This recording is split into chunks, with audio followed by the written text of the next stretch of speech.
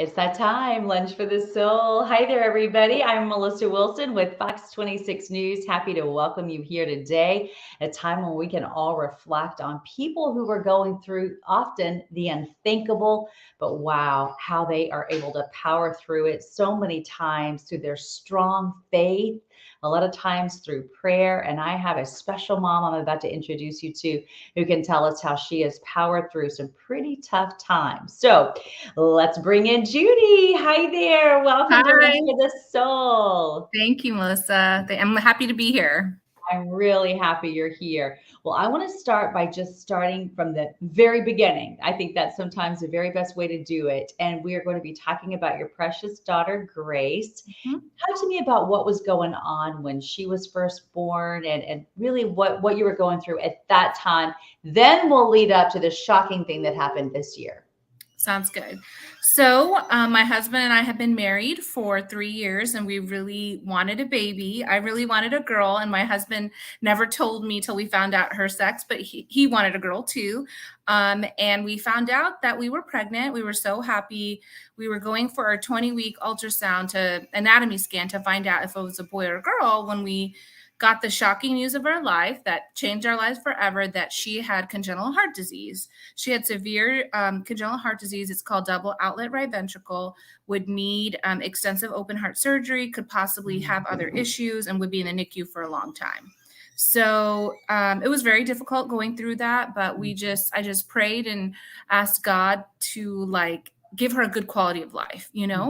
And so she was born. We were in the hospital a lot. We found out when she was 2 months, she had a retinal detachment and would be blind in her left eye. She was born without a bone connecting her thumb to her hand. So she had to have that cut off at 2 days. And she wasn't feeding well. So she got an NG tube at 2 months, a G tube at 6 months. I mean, it was just such a terrible time those first couple years. But we got through it by God's grace and a lot of prayer, a lot of support, and Grace's resilience. And she was just doing well. She had a couple surgeries here and there, a couple of different things going on, but up until last year, she was thriving in fifth grade at school and loved basketball and playing sports. And she's an awesome, awesome little girl.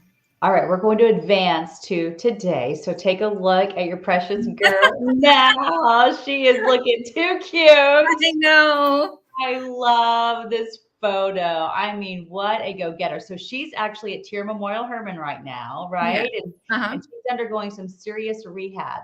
So let's talk about what got her in this wheelchair, because that story is just unreal of her telling you, Mommy, my back hurts. Take us from there. Sure. So she had been having some back pain starting in January of last year, which we thought was just growing pains, or it continued on for months. We did x-rays that were normal, blood work that was normal.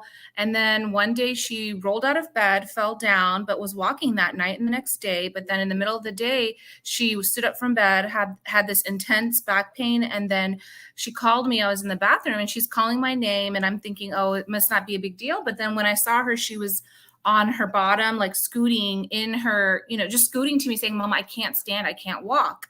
I was shocked and she really could not move. She was in so much pain. I called my husband. He had to pick her up. We needed a wheelchair to get her to the ER. And from that moment on, she could not stand and she was in intense pain. She got a normal x-ray in the ER, normal blood work. Months, and finally we had to get her a wheelchair just to get her out of the house. And months later, we got an MRI, which showed that she had some spinal cord differences. What a shocker for you, right? You think you've already been through the worst, and then all of a sudden Mhm. your active daughter loses her ability to walk. I can't imagine as a patient. I would just want anybody who's thinking about that is if you're a parent, what that would feel like. And I got to meet up with you all at TIRR, and I wanted to share some of the photos of her. I loved meeting her. Here, she's Oh, that's interviewing cute. me. So I just love her attitude. She's so Yes. precious. And I mean, just what an amazing little girl. How do you find that she has been so resilient? How has she been able to pull that off? Honestly, Melissa, I don't know. All I can say is that's the way God made her, and Mhm, God blessed her with such a positive spirit and a joyful spirit. Like, mhm, that's the word I keep hearing from her school teachers because they knew her as an active girl, and now she's in a wheelchair. And they keep saying to myself and my husband, like, Grace, all I can say is she's just joyful. mhm. Even though she's going through this, she's positive, she's smiling, she still has joy. And I just thank God that she has that because it's really been inspirational for us, like for Mhm. me, because she's going through all this and still like whistling in the morning all the time. And I almost want to be like, Grace, can you stop whistling? Like, I cannot think. Like, she's so happy, like all the time, even like wheeling in her wheelchair. And I'm like, thanking God she has that because when we get discouraged, we just remember, like, she has joy and she's being resilient, so we can too, you know? One thing that I love that I kept seeing behind her when I was talking to her, so we saw her playing basketball at TIRR Memorial Hermann, and I don't know if you saw it behind her when you were even playing basketball with her, but they had this big, beautiful screen with all these positive affirmations, and one thing that just kept Mm, flashing up when I was watching her play was that when you believe, the possibilities are endless. And yeah. then, I mean, it was just one after another that just gave me goosebumps. And I felt like Mm, that gave her such a strong foundation to tell her that it's going to be okay, that she can still be happy, that she can live a full yes, life in that wheelchair. Don't yes, you feel that that's helped her to have the people with that mentality, to share that with her? yes, for sure. I mean, I just told my husband today that, it's been really hard being in rehab, not being at home and trying to juggle Mhm, work and like family, but what we went through with the Hot Wheels program with the kids in the wheelchair playing basketball, like mhm, doing something she loved in a wheelchair, which we mhm. thought would be like the end of the world. Like, she's in a wheelchair now, like, oh my God, our life is over. But then I was telling my husband, like, we can still have a good life, like no matter what, like Mhm. even if God forbid, like it continues to be in a wheelchair, like that Hot Wheels program and the kids there and the parents there showed us, like, it's your attitude. These kids are in a wheelchair, but they're playing basketball, having fun. Parents are just living life and doing their best, and it's humbling, and it's just like, it's Yeah. mind-blowing that like we can still have joy, in Mhm. every situation. And I wanna point out Peggy Turner, so she's if Yes. everyone's looking, she's standing up on the upper left-hand side, and I got to Yeah. interview her with this story, and she was telling me that, I mean, she was in awe of what happened when your daughter picked up that basketball. So Grace always loved the thought of basketball. She was a basketball fan, but had never played it, and she got in that chair, and she was rocking it in her wheelchair, which has Mhm. to be hard to do. Yes. You would think it would be, Melissa, but these kids like are zooming down like 50 miles per hour, bumping into each other, like clanging their wheelchairs, and they're fine. Like, it's Yeah. amazing. These kids are amazing. Well, it is really neat to see. Don't you think too that having these kids by her side and not just a friend, but somebody who truly knows what she's going through, that support system it has to be like none other.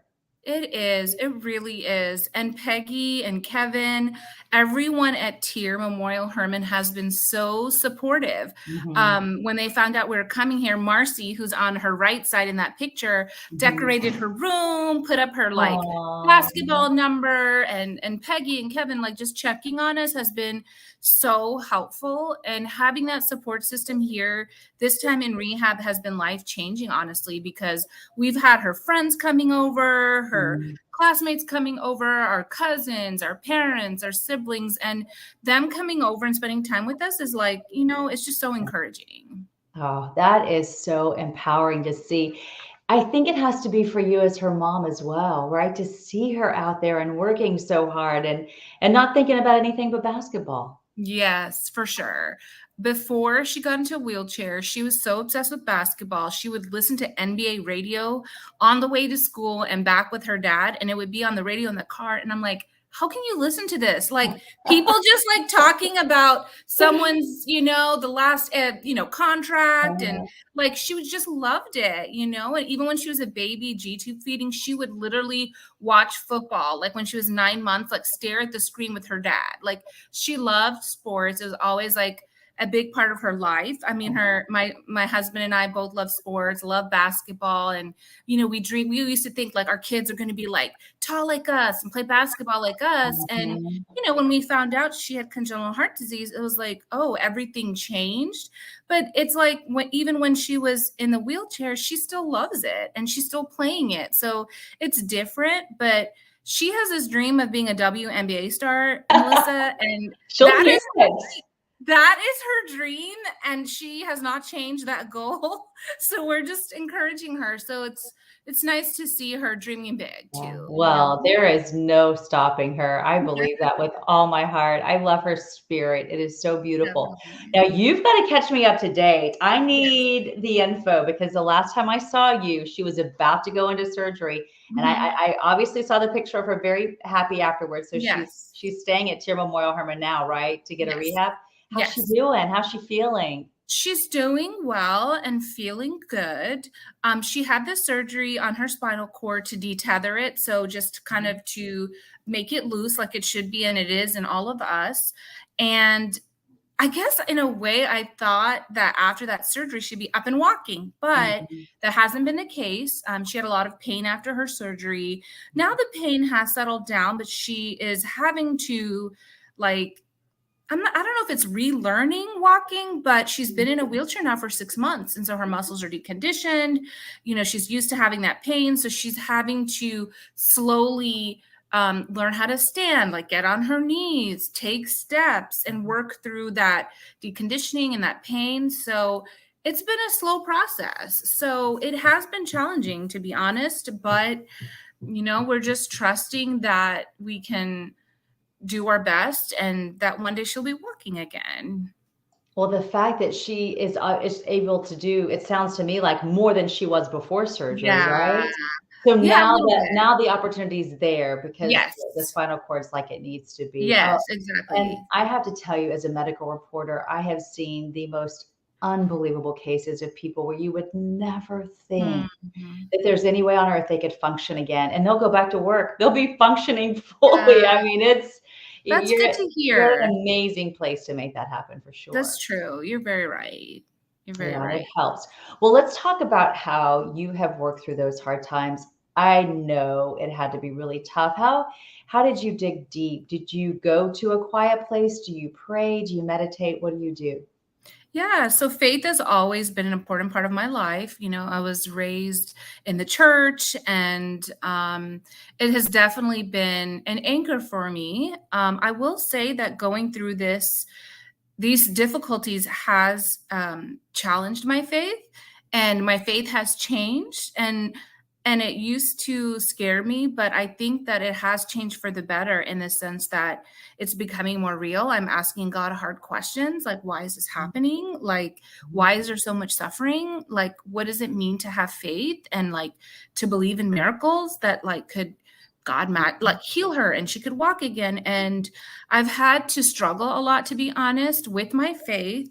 And to stay in that faith journey. But a friend recently told me, Judy, you're asking the hard questions, and I think that's good. That's okay. And that means you're still wrestling with God, and that's faith. So I definitely have prayer is definitely a support. Having close relationships, like with my husband, being able to talk to him about things has been huge. Having friends to talk to and vent, and them to tell me, hey, Judy, you're going through a lot. Sometimes it just feels normal to me. You're going through a lot. Give yourself grace. So that's been the strength. And I think too, I think we're just humans are just so much stronger than we realize. So many people say, I can't imagine going through this. But the thing is, when you're in a situation, there's no other option. We are strong. So we're just getting through it as best as we can. And how do you balance that with the rest of life? Having a child with medical needs takes up a lot of time. How do you find the balance? Man, I don't know if I found a perfect balance, but I've had to just sit and think like, what are my priorities? I Mhm. was trained like as a family medicine physician. I graduated residency 2 weeks before she was born. So I had invested like 10 years and thousands of Oh, dollars, to become a physician. But once she was born, it's like, this is my baby. Like, I mhm, want to be there with her. So I had to make this decision to step away from that for a while, which I thought that's what it was, to take care of her because that was my priority for me. mhm, And I think the balance has come from just focusing on my priorities, and learning to accept what mhm, I have to let go of. So I mhm, had to let go of my career then, and even in some ways now. And I had to find peace with that. And that took years, but I found that peace. So I've had to let go of other things and focus on what's important. And that's helped me find peace with where I am. mhm. So where are you now with your career? Were you able to pick back up? And what do you So do? I not really. I did work some part-time before my son was born. We did IVF with him, which was difficult. So I ended up staying at home. I had just started back working before Grace had to have surgery. And now that she's in rehab, I had to step away from that. So it's been a journey. It's Yeah. been hard sometimes, but I know I'm supposed to be here with her, and I have a lot of Mhm, peace and comfort in being with her and helping her. mhm. But it's sometimes a shock to the system. Like, life is not going the way I thought it was going to go. Like, what is going on here? I'm walking along the streets where I used to train, and I'm Mhm, not working, and I'm mhm, taking care of her. And you just have to realize, like, the society or world or people may have these standards of success, which is mhm, maybe like that I was going to work hard as a doctor and make a lot of money. But to me, being at home with her and taking care of her mhm, is the greatest thing in the world. And so just trying to find peace with that. mhm. Yeah, and so have you been able to keep your medical license present and up to date and everything so that I you can someday go back, or how do you do all that? I That's a I lot. did I did keep my license up to date. Mhm, And I thought that I could go back to work, but I just found out that I had never taken my boards because Grace was mhm, born then and was in the mhm. hospital. And now, like, I think I would have to do a residency if I wanted to Oh go my back into goodness. medicine. So, like, that, I realized that this past year. And so, I had to grieve that Yeah, of loss. course, after all the hard work. Yeah, Yeah, like, yeah. and maybe I could have done the boards earlier to stay, but it's just part of this journey that I've been on, Mhm. and Well, what I'm a a powerful one though, to have your medical knowledge and to yes, be able to fully take care of your daughter, for maybe better than sure. anybody else ever could. I'm sure you understood the lingo, right? You Yes, probably felt more comfortable with those conversations than I did. somebody else might. It was a huge help, and I think that that helps me think, like, maybe that's part of God's purpose in all of this, Mhm, that even though it's, and honestly, I'm okay, not working as a doctor, so maybe part of that purpose was just being able to take care of her, in a better way, so mhm. Wow, you're such a loving, precious mom, just seeing you with her, and I see how much you light up when you look at her, how much just that thank sweet girl you. means to you. Definitely, definitely. She is like the light of our life, and her along with our son. And, you know, it's changed our lives in so many ways, all the struggles that she's been through, but we feel like it changed our lives for the better. Even though it was a painful process, there's so many good things that have come out of our journey Mhm, of pain with her. mhm. And her little brother's doing well? Yes, too not too well, but he is a firecracker, Melissa. He's like the opposite of Grace. He's very active, like very loud.